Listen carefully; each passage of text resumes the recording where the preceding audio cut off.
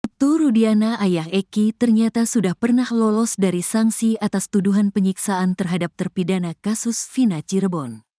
Pembuktian Ibtu Rudiana dalam kasus Vina Cirebon tak melakukan penyiksaan dilakukan Ditpropam Polda Jabar tahun 2017 silam. Komisioner Komnas HAM Uli Parulian Sihombing menerangkan sebelum sidang kasus Vina Cirebon, Propam Polda Jabar telah melakukan penyelidikan terkait tudingan penyiksaan.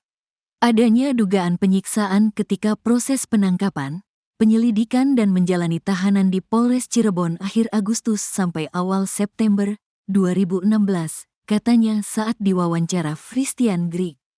Bahkan polisi juga telah menggelar sidang etik untuk membuktikan penyiksaan terhadap terpidana kasus Vina Cirebon. Hasilnya, anak buah Ibtu Rudiana terbukti telah melakukan kekerasan saat menangkap Eko Ramadhani, Eka Sandi, Jaya, Sudirman, Saka Tatal, Supriyanto, Hadi Saputra, dan Rivaldi. Diingat kembali, terpidana kasus Vina ditangkap di depan SMP 11 Cirebon pada tanggal 31 Agustus tahun 2016 pukul 16 waktu Indonesia Barat. Berdasar putusan sidang etik Propam waktu itu ada pemukulap dari salah satu, bukan Rudiana, tapi salah satu anggota unit narkoba, kata Uli. Anak buah Ibtu Rudiana di unit narkoba Polres Cirebon Kota itu dijatuhi sanksi tertulis pada April tahun 2016. Temuan lain Komnas HAM yakni adanya pelanggaran prosedur karena sejak awal ditangkap sampai pemeriksaan terpidana tidak didampingi kuasa hukum. Sudah proses juga sidang etik terkait prosedur, ada pelanggaran prosedur.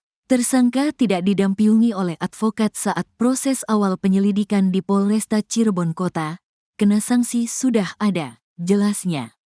Dan yang ketiga, petugas tahanan pun turut mendapat sanksi karena telah melakukan kekerasan. Petugas tahanan di Polres Cirebon Kota karena waktu itu juga ada pemukulan, katanya.